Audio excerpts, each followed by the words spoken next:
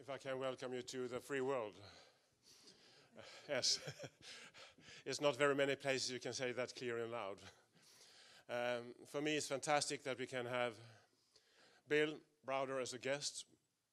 He's extremely well known, and a lot of you know quite much of his past regarding financial investments in Russia and what then happened. I think Bill will tell us all a little bit about that, because that is very integrated with the whole story.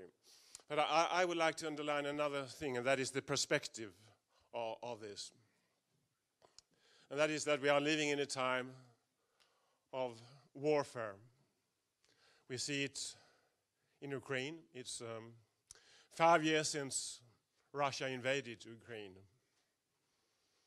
But we see it on all other levels of operations or sort of warfare. Disinformation, destabilization, corruption, people getting murdered. A lot of things are happening in the Europe of today. And there is always a political aim for that, of course. We can see it in a number of the countries in Europe and in the European Union, how corruption is undermining or destabilizing independent institutions and governments. I think Bill has made a remarkable work that European authorities should have made, tracking how money is coming from somewhere, moving and then moving and moving and moving around. It's like a Swedish midsummer dance. But the interesting thing is, of course, the money laundering as such. But I think to understand this, it's important to understand that this is not about pure criminality. It is, but it is much more. The interesting thing is, where is this money coming from? And from what sort of activities? And who are those who are emptying the mailboxes? And for what purposes? If we discuss that, I think we also can get the right perspective on what this is and what is going on. So, Bill, you're extremely welcome. You have done something that, as I said, European authorities should have done, but on the other hand, you have done it. Please, the floor is yours.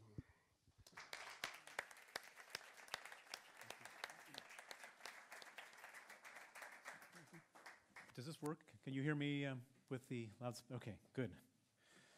So Gunnar, thank you for inviting me here to Stockholm. I'm delighted to be here. On May 30th last year, I was traveling to Madrid, Spain. I was invited by the chief money laundering and anti-corruption prosecutor of Spain, Jose Grinda, to give him evidence on illicit funds from Russia connected to the Magnitsky case that had flowed to Spain. I arrived on the 29th of May. I checked into my hotel, and as I was leaving my room the morning of the 30th, two very large uniformed Spanish police officers were standing outside my hotel room. And they were there with the hotel manager, who said, "These gentlemen need to see your ID." And so I gave them my passport. They compared my passport to a piece of paper they had in their hands, and they said, "You're under arrest." And I said, "What for?" And they said, "Interpol, Russia." And I was very fortunate that the hotel manager wanted to have the room back, and so he begged them to give me 5 minutes to pack up my stuff in the room. And so I went back to pack up, and I secretly tweeted out, "Urgent, currently being arrested in Madrid, Spain on a Russian Interpol arrest warrant." I tweeted that out. I put my stuff in my bags. We went out to the elevator, went down to the lobby. I checked out of the hotel. And then I wasn't sure whether the people in the my Twitter followers would actually believe me. Maybe my Twitter account had been hacked or something like that. And so, and the police hadn't patted me down to take away my phone. And so I surreptitiously took a picture from the back of the police car, with the backs of the two police officers' head and all the paraphernalia, the police paraphernalia on the thing. And it was clear that I was in the back of the police car. And I tweeted out in the back of the police car on the way to the station. At that point, it became obvious that I really was being arrested. My Twitter went viral. Journalists started calling up Interpol. They started calling up the Spanish police. They started calling up the British authorities. And by the time I got to the police station, there was a major international scandal brewing. And within an hour and a half after that, Interpol called the Spanish Interior Minister and said, "Let this man go." So when I say that I'm delighted to be here, I really am delighted to be here. So we see to that you stay here. and thankfully, I wasn't arrested arriving here into Sweden today. So why did Putin want me arrested? And why is he so mad at me? And the answer is because I've done the unforgivable thing, which is I've put his money and the money of his corrupt kleptocrats in his regime at risk. And why have I done that? I've done that based on a very awful and very personal story that happened to me in Russia. And many of you will know my story, so I'm not going to tell it in full, but I will give you the abbreviated version for those who don't know the story, which is that I originally went to Russia after the Berlin Wall came down as a newly minted MBA from Stanford Business School. I went there with a strange family background. My grandfather was the biggest communist in America. He was the leader of the Communist Party of America for 13 years, and I decided to become a capitalist. And I thought that with the Berlin Wall coming down, that would be a good opportunity for me to really become a big capitalist in Eastern Europe. And so I became a capitalist in Eastern Europe. I moved to Moscow. I set up an investment fund called the Hermitage Fund. It quickly grew to become the largest investment fund in the country. And then I discovered that all the companies I invested in, and these were well-known companies that you've all heard of, like Gazprom and Sberbank and Lukoil and so on, all these companies were being run effectively as non-profits. And I don't mean a non-profit like an NGO. These were non-profits because all the profits were being sucked out the back door by corrupt oligarchs and corrupt government officials. And I found this both offensive morally, but I also found it offensive from a business standpoint because I own shares and I thought as a shareholder I should get my share of the profits. And so I tried to figure out how I could stop this from happening. And in Russia, the police don't police, and the government doesn't regulate, and the parliament doesn't oversee the government. The courts don't prosecute anybody. And so it was sort of hard to see how I could actually do something. But the one thing I could think about doing, and I could do, was to actually figure out how they were doing the stealing. So we knew that there was no profits in these companies, or very little profits, but we didn't know where the money was going. And so I and my team began to do what we called stealing analysis of Russian companies, where we would try to figure out how much they were stealing and how they were stealing. And I can say that they were never taught a class at Stanford Business School on stealing analysis. But one of the things I discovered is that Russia was this incredibly unfair place where 22 oligarchs had stolen 40% of the country and everybody else had been left to sort of rot in poverty. And so everybody was really angry about it, and there was a lot of people who knew a lot about it. And the other thing about Russia, which is really interesting, is that it's the most bureaucratic country in the world. And so everything is registered in some government ministry, and all the people in the government ministries that register this information, there was no Data Protection Act in Russia to protect this information. And so this information was flowing freely. You could actually buy discs on the street corners from street urchins that would have all the data from the Moscow registration chamber or the state customs committee or whatever. And so with this combination of people telling us stories and the combination of getting all this data, we were able to actually determine who was doing the stealing, how much they were stealing, and where the money was going.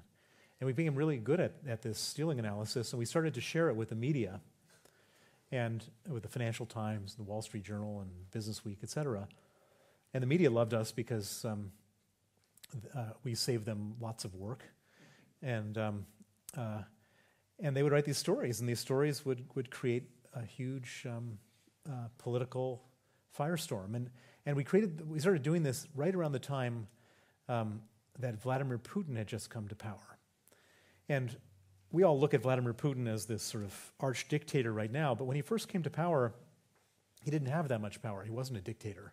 He was actually sort of powerless because the oligarchs had informally stolen all the power that normally accrues within the presidency from the president. And so there's this expression, your enemy's enemy is your friend. And when Putin first came to power, I was exposing all of this disgusting behavior. And these were the same people who were stealing the power from him. And so he would step in to these scandals that I would create and do various things. He would fire people. He would issue presidential decrees. He would get the parliament to pass laws. And as time went on, we actually had made a very material impact on a lot of companies, particularly Gazprom and a few other companies.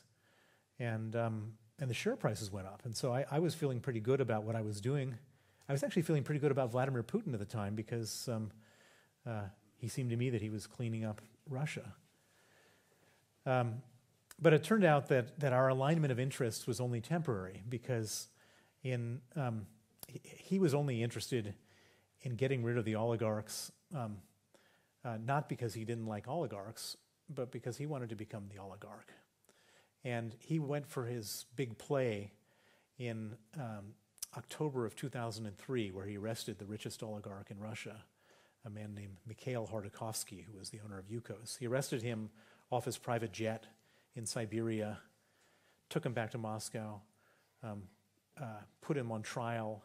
In Russia, there's a 99.7% conviction rate, and so there's no presumption of innocence, so they just put you in a cage when you're on trial and allow the television cameras to film the richest man in Russia sitting in a cage.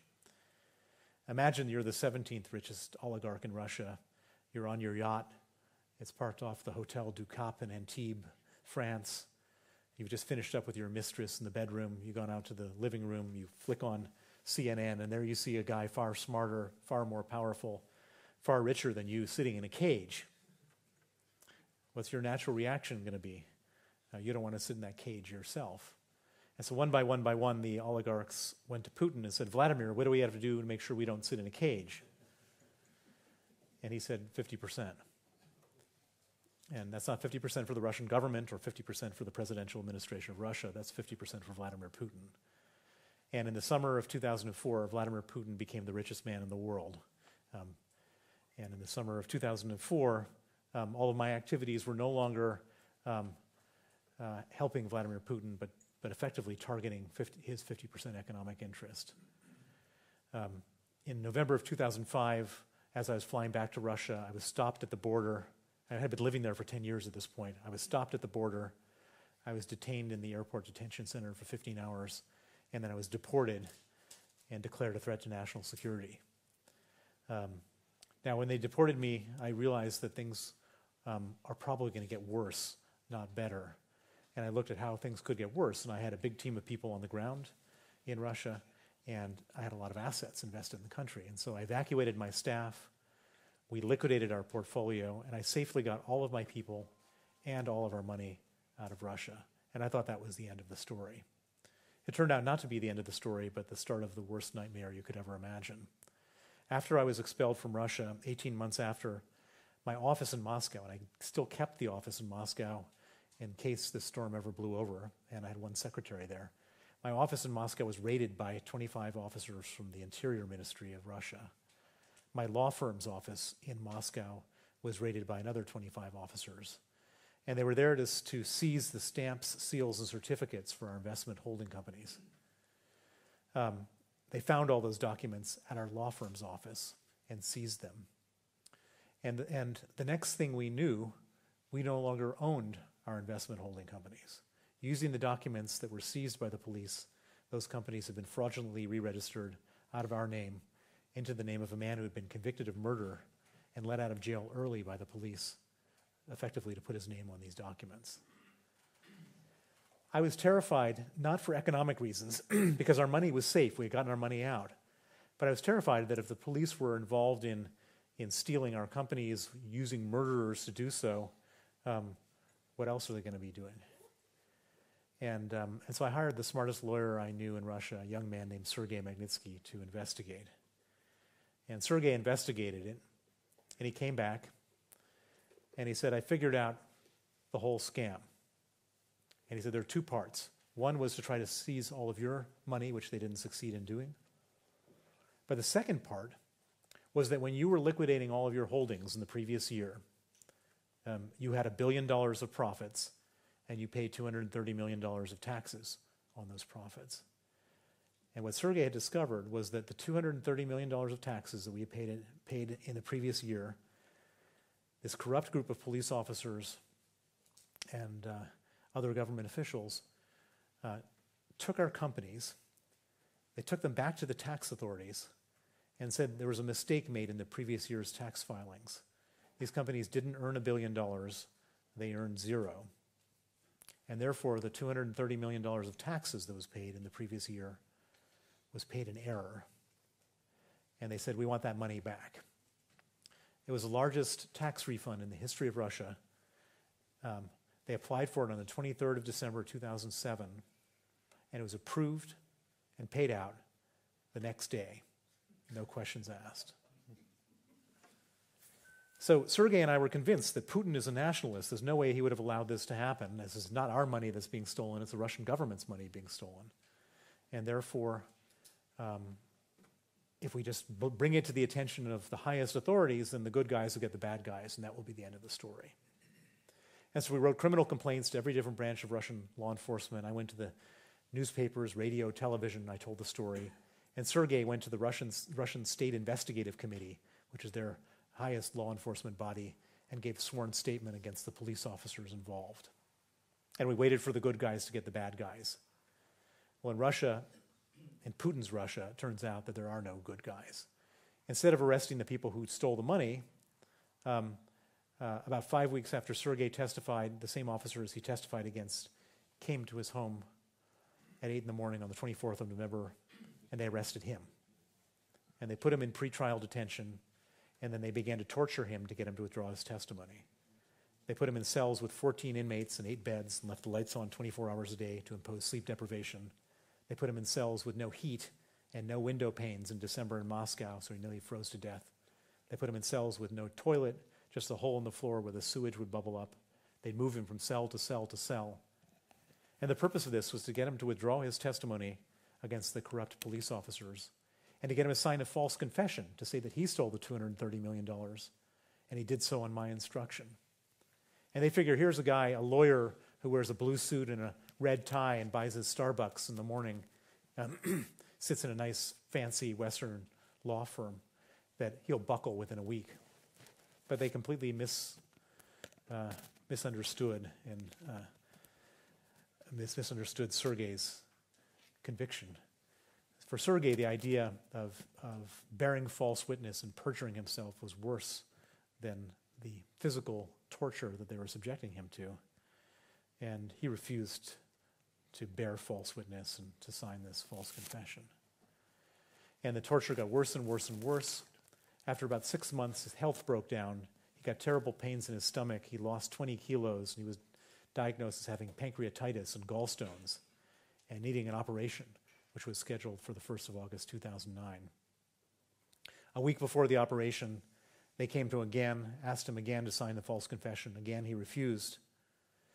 And they abruptly, in retaliation, moved him to a maximum security prison called Butyrka, considered to be one of the worst prisons in Russia.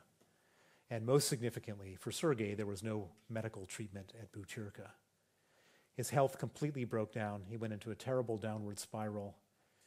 He went into constant agonizing pain, and they refused him medical treatment.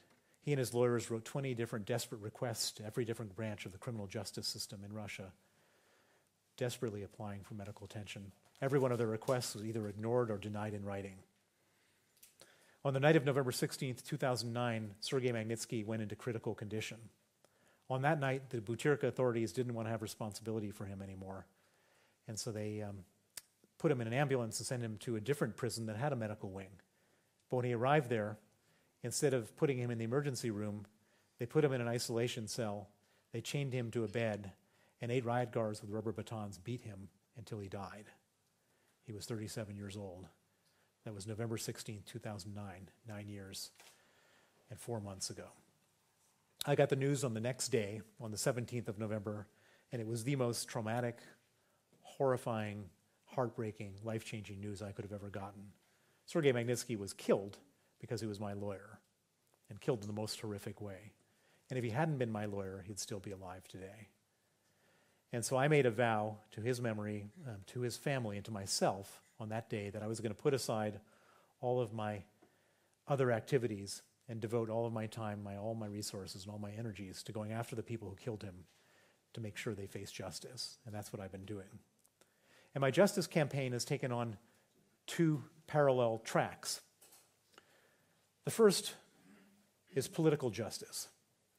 We thought that we might even be able to get justice inside of Russia because Sergei Magnitsky was killed in the most obvious way. He wrote down everything that they did to him up until the last night of his life in the form of 450 complaints he filed in his 358 days in detention. And we have all those documents, and it created a completely granular, detailed, well-established case of human rights abuse. And we would have thought that they would have thrown at least the middle-level people under the bus. But they refused to throw anybody under the bus. They circled the wagons. Vladimir Putin personally got involved. They exonerated every single person who played a role in Sergei Magnitsky's false arrest, torture, and death. They gave promotions and state honors to some of the people most complicit. And in the most shocking miscarriage of justice, 3 years after they killed Sergei Magnitsky, they put him on trial in the first ever trial against a dead man in the history of Russia. So I said, if we can't get justice in Russia, let's get justice outside of Russia. How do we do that? Well, the answer is that Sergei Magnitsky was killed over $230 million. They killed him to steal that money and not be exposed. And that money they don't keep in Russia. That money they keep in the West. And so we said to ourselves, why don't we go to Western lawmakers and ask them to ban the visas and freeze the assets of the people who killed Sergei Magnitsky. So I went to Washington as my first stop, and I met a Democratic senator from Maryland, Benjamin Cardin, and a Republican senator from Arizona, John McCain. And I shared with him the story I've just shared with you about Sergei. And I said, can we ban the visas and freeze the assets of these people? And I never had any involvement with politicians anywhere before. But remarkably, they said, yes, we can, and we will. And that became the genesis of what's now known as the Magnitsky Act. And the Magnitsky Act was a piece of legislation these 2 senators put together, which bans the visas and freezes the assets of all human rights violators in Russia. And among the things, everybody disagrees in Washington over most everything except for this. When it went for a vote in the Senate, it passed 92-4. When it went for a vote in the House of Representatives, it passed with 89%. And on December 14, 2012, President Obama signed the Magnitsky Act into law. Vladimir Putin went out of his mind. He went out of his mind because he's a human rights violator, and he has a lot of assets offshore. And the Magnitsky Act puts his entire business model at risk. He banned the adoption of Russian orphans by American families in retaliation. And I should point out that the orphans that are adopted by American families are not the healthy ones. They put up the sick orphans. And these children with Down syndrome, spina bifida, with heart conditions, fetal alcohol syndrome, also HIV, are taken from the Russian orphanages, taken back to America, and nursed back to health. And in Russia, in the orphanages, they die. And so Vladimir Putin was effectively sentencing his own orphans to death as a way of retaliating against the Americans passing the Magnitsky Act. He made it his single largest foreign policy priority to have the Magnitsky Act repealed. He actually sent his emissary, a Russian lawyer named Natalia Veselnitskaya, to Trump Tower on June 9th, 2016, right after Donald Trump was nominated before he was elected, to meet with Donald Trump Jr. with one request, which was, if your father gets elected, can you repeal the Magnitsky Act? Thankfully, the Magnitsky Act hasn't been repealed and instead has spread. The U.S. then expanded the Magnitsky Act not just to Russian human rights abusers, but to all human rights abusers. The global Magnitsky Act was passed unanimously by the Senate in 2016 and became law just before Obama gave up his presidency. The Magnitsky Act now exists in Canada, where it passed both houses of their parliament unanimously. It's in the United Kingdom. It's in Estonia, Latvia, and Lithuania. And I'm trying to get it done here in Sweden, and that's why I'm here today. The other thing which we've been working on since Sergei was killed was who got the $230 million.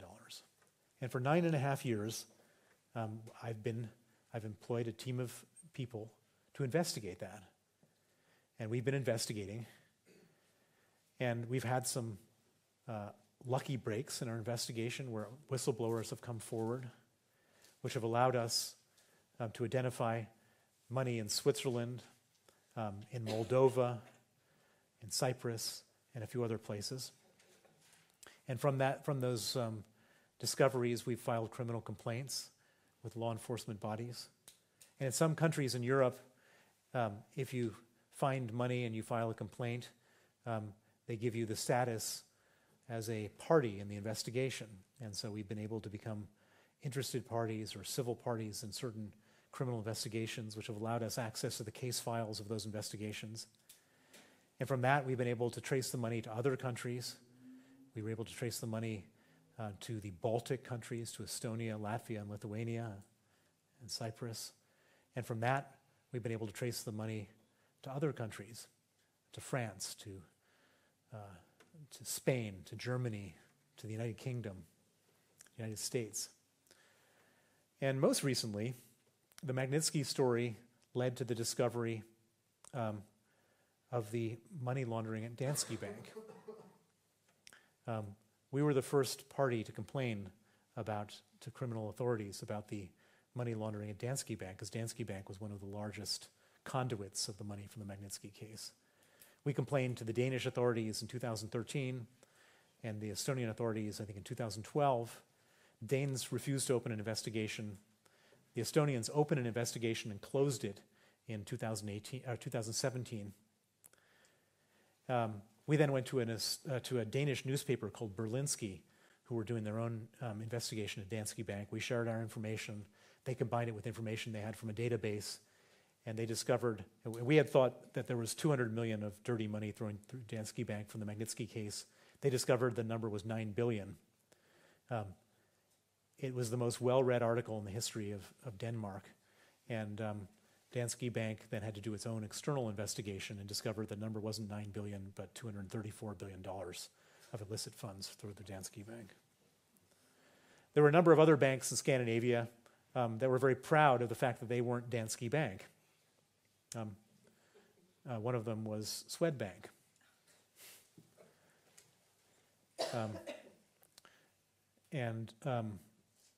They shouldn't have been so proud, because we discovered that $176 million of illicit funds connected to the Magnitsky case flowed through Swedbank. We filed a criminal complaint here in Sweden.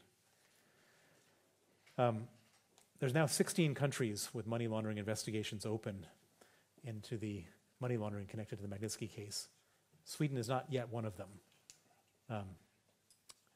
I will be surprised and disappointed if Sweden doesn't open an investigation based on the information we filed about Swedbank. But the discovery in Sweden is troubling in a certain way, and it's more troubling than other countries, because Cyprus, you kind of expected. But Sweden, you don't. I mean, this is considered to be one of the most honest and transparent countries in the world. And I think that you all have a self-image of being honest and transparent. And to have one of your most important banks involved in this is not good. When I went to the to people in the parliament about my idea for a Swedish Magnitsky Act, I got support last year from all of the main opposition parties, from the Moderate Party, from the Center Party, from the Liberal Party, and from the CDU, Christian Democrats. But when we went to the government party, they kind of didn't want to do this. And they said this should be done at an EU level. We like the idea, but it should be done at EU level. They can't say we don't like the idea, because who could not like the idea of banning torturers and murderers from coming to the country? But saying that we like it, but we want to do it at an EU level, I won't use bad language, but it's basically telling me that we have no interest in doing this at all. Because at the time, the EU wasn't doing anything, and they knew that. They knew full well that the EU wasn't doing anything. It's a way to kick the can down the road out of there. And if I spoke to people privately, they were saying, this is a hard issue because this is just sort of theoretical. It's a theoretical issue. It's not, it's only about righteousness, but what does this have to do with Sweden? Well, a year has passed, and we discovered that it has everything to do with Sweden because the Magnitsky case and the money from the Magnitsky case and the money from other Russian cases touches the most important Swedish banks. And so it's no longer a theoretical issue. And the other thing that's changed is that the EU now has a Magnitsky Act initiative which is underway. It wasn't proposed by the Swedish government, who thought it should be done at EU level. It was proposed by the Dutch government. And the only way it was proposed by the Dutch government is that we had members of the Dutch parliament who put a resolution in the parliament calling on the government to do it, because they had the same answer: let's just do it at an EU level. And so the Dutch parliament said, okay, let's vote on that. And the government party said, well, no, we don't really want to do that. And thankfully, it's such a fractious parliamentary system with so many members of a coalition that the government party didn't control the parliament. It went for a vote, and the vote passed with a majority, and it forced the Dutch government to go to the EU and propose a Magnitsky Act. There's a Magnitsky Act now in play in the European Union, but the Dutch government did something really nasty and malicious, which is they deleted Sergei Magnitsky's name from the law to appease the Russians. The European Parliament just voted a few days ago, I think 400 in favor, 70 against, to put Magnitsky's name back on the EU Magnitsky Act. But now I'm here in Sweden.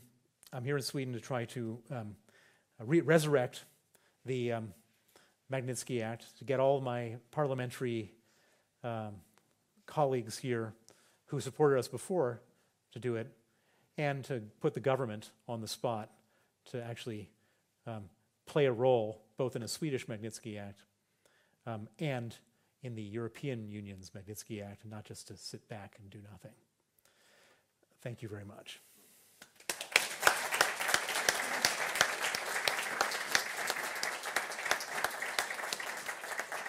Thank you very much, Bill. In some way, you can't say we are enjoying listening to this. It's like entering a novel by Le Carré or something like that. It's quite thrilling, and sometimes when I listen to you other times as well, it's depressing. These figures are 230 billion, I think it's 220 billion euros. It is quite much money, and in Sweden it's even more, because then it's 2,220 Swedish crowns. It is trillion. Or something like that. You lose yourself. You lose the zeros after a while. Yes. Anyway, can we agree it's quite much money? And I would like to give you a $1 billion question before we will open up for some question and answers before we take coffee, and then we will have a panel discussion with you and some others here. But as I see, one of the driving reasons for having a Magnitsky Act is not only the money laundering as such and dealing with the criminality, but also with the security threats. Yes. And would you describe, you don't need to do it dollar by dollar, but where do this money go? It's a very important question.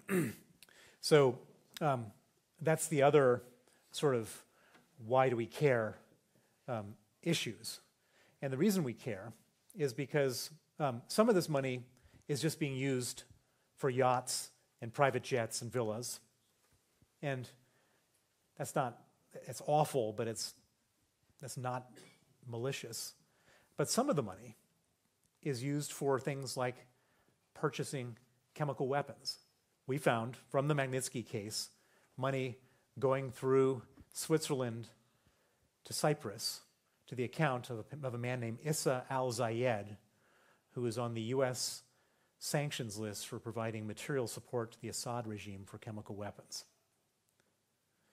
Some of the money goes, and this is very important, it goes to pay lawmakers in different European countries to lobby against sanctions, Magnitsky sanctions for Russian individuals, to change European policy. I can't trace it from the Magnitsky case, but we can generalize from other cases that the money goes to pay hackers and cyber terrorists to hack and cyber terrorize and influence the outcome of elections. And most heinously, some of the money goes to fund assassins who are going around killing people across Europe. And so this is not just a moral issue, it's a security issue. And it really is, it would be remiss and irresponsible to do nothing about it, given that Russia, I was at a lunch today with a member of parliament, and he asked me whether I thought Russia would invade Sweden. And I thought, no, it's not. Putin doesn't do that anymore because he will lose. He could barely win a war with Georgia, and he's stuck in a war with Ukraine where they have the Ukrainians are outgunned 20-1. Russia is not interested in military confrontation. They're interested in plausible, deniable, asymmetric warfare. And one of their main tools is money. And they will use that money and abuse that money. And if the West and if Sweden and other important countries on the front line don't do something to stop that, then you're just opening up yourself for trouble. Anyone who would like to have... before I leave the mic to you, we have a European election. I'm feeling I'm leading you to new answers here, but what could you say about European elections, for example? Oh, well, there you go. When you invited me to the European Parliament to testify in front of the Committee on Tax Evasion and Money Laundering, one of the questions at the end came from a person from the French Le Pen party who was just basically reading a cable that was sent from Moscow. And as we know, the French Le Pen party was openly financed from Moscow. And the Salvini was just in Moscow getting funding from Rosneft for his campaign. And we've just discovered this afternoon, or actually this morning, my colleague and I, that one of the principal funders of the Harmony Party of Latvia was receiving money directly from the Magnitsky case. Please, Edward. Well, this is a question really about Swedbank. Please present yourself. Oh, sorry. My name is Dan Lucas. I'm a reporter with Dagens Nyheter, and I write a bit about money laundering. Tomorrow morning, Swedbank will be, the conclusions of their external investigation into the allegations of money laundering will be presented. What do you expect from that? Well, I haven't seen the report. So first of all, I think it's quite right that Swedbank stepped away and allowed an external party, hopefully a disinterested external party, to do an analysis. That was a key part of the Danske Bank story, was to have an external party do the analysis. And so it's very important that they did that, and the external party has done an analysis. The one thing that gives me great pause without seeing the report is the fact that they only had 3 weeks to do the analysis. The Danske Bank analysis was done at great expense, I should say, because I think there was tens of millions of dollars spent on an external report. and over a great period of time. It wasn't 3 weeks. I don't remember the exact amount of time, but it was many months. And so I'm a little worried that it's not going to be detailed enough to give us a full picture. But again, I can't prejudge it until I see the report. So maybe in the last 3 weeks they had a whole army of people looking at this information. But it seems a little soon to be coming to a conclusion. You sounded slightly skeptical there. Anyone else? Please. Thank you. My name is John Leyen, the former head of Russian Studies Defense Research Institute. I wonder to what extent is the Magnitsky case actually observed in Russia? Has the opposition, for example, been able to use it in any way? The general knowledge, people's attitude? If you could say something about that. Thank you. Well, so the Magnitsky case, when it first happened during the Medvedev era. And I was highly critical of Medvedev, and I really didn't like him. But he was much less totalitarian than Vladimir Putin. And during that time, there were a number of independent newspapers, websites, radio stations that could report. And when Sergei first died, there was an incredible amount of public sympathy towards his death, outrage at what had happened, to the point that the president even admitted that crimes were committed. Since then, Putin has been in power, and he has locked down the entire media establishment. He's even locking down the internet now. And the message that's being delivered is that Sergei Magnitsky was a crook, that I'm a crook, and that we both robbed Russia. And interestingly, people don't have long memories, so someone who might have thought something 7 years ago sees something 10 times on television, and then they get brainwashed into thinking something different. And so the general perception in Russia is that the Magnitsky case is a Western plot to destabilize Russia. The opposition, however, to the extent that there is much of an opposition that's still alive or not in jail, and I should point out that the leader of the opposition, Boris Nemtsov, traveled the world before he was killed, speaking in public forums and parliaments. Here? With us. Speaking here at the Free World, arguing that the Magnitsky Act was the most pro-Russian piece of legislation there was because it sanctioned the people that were stealing, the crooks that were stealing from the people. Now, Boris Nemtsov was killed. I believe that the motive for killing him was this and other type of exposure of corruption. His protege, Vladimir Karamurza, who some of you may know, who probably also has spoken here, has picked up the mantle where Boris left off and travels the world speaking at parliaments, speaking at the Free World Forum, etc. He was poisoned within an inch of his life.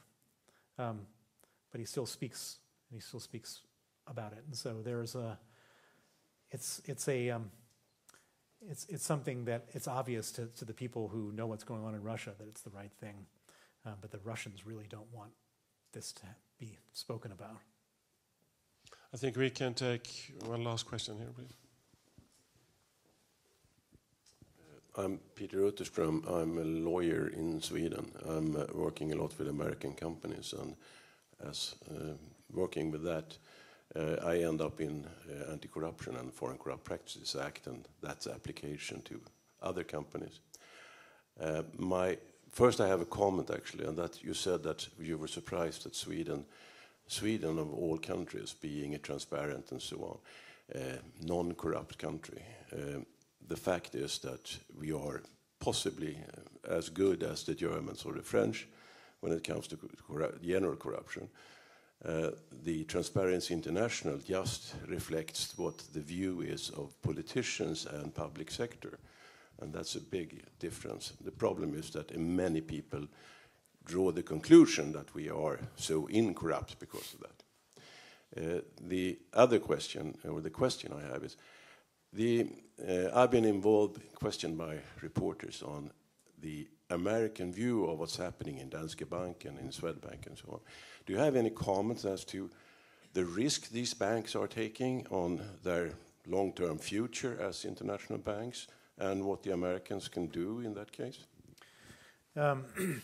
So this is one of the things that I find most troubling.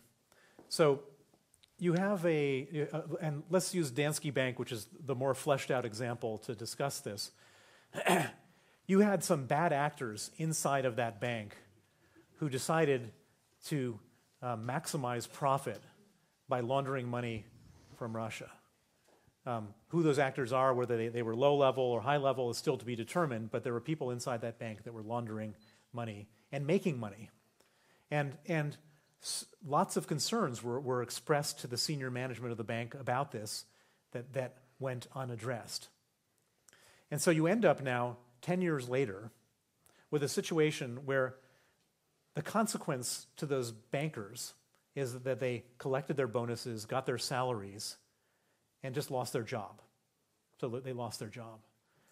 But the consequence, so who's going to bear the price of what they did? Well, the pension funds that invested in the shares of Danske Bank that had nothing to do with it.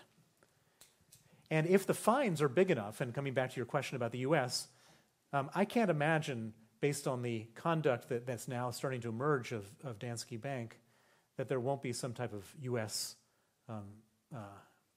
Regulatory action. And if there is U.S. regulatory action, it can be very large. We've seen what happened. Societe, or was it?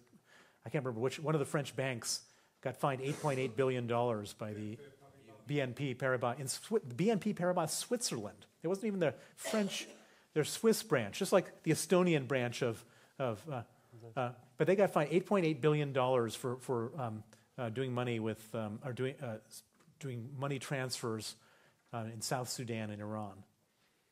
And so you could end up in a situation where the fines, and I'm not predicting this, I'm just saying this is a hypothetical, you could end up in a situation where the fines are larger than the equity capital of Danske Bank, in which case, as a systemically important institution, the government can't allow it to go down, and so the government, the taxpayers of that country will have to step in to support that. And that's a highly unfair situation. So the people that got it into the mess are a targeted bunch of individuals who profited from it, and the biggest consequence to them will be a disruption of their career, and then everybody else in the country has to bear the price. And that's where the situation has to change, and that's where regulation and laws and prosecutions have to change, so that the people who commit these crimes, there has to be the risk of going to jail for management and employees of these banks if they're involved in money laundering. Because until that happens, you have this asymmetric skew of who bears the consequences, and it's just not right. For me, it has always been difficult to understand how so extremely much money could flow through the Estonian branch of Danske Bank. Because I myself, I'm a suspect. I'm what is called politically exposed person. Some others are all that as well. If you're elected to parliament or in the government or having a higher position in the military service, etc., diplomat, then you're exposed person by that definition, and not only you, your family as well. And this means that if, I'm going to disclose a family secret. My wife was going to close down a small bank account of, I think it was 120 crowns. It has been lying there somewhere. And she had to fill in a form that was at least one page. So that did the job extremely well. And I think that for a lot of the banks, it has been easier to deal with the small and simple things than with the big transactions and the complex things, because when you deal with the big things, it is so complex, so it's better you don't ask. Not because necessarily also because more profitable. More maybe your wife's account, closing her account's not profitable, but for them, easy to look the other way when there's profit. But I was even going to say maybe not even with that intention, but it's in some way easier. So, but could you dive into, because now you started that already, and that was my aim.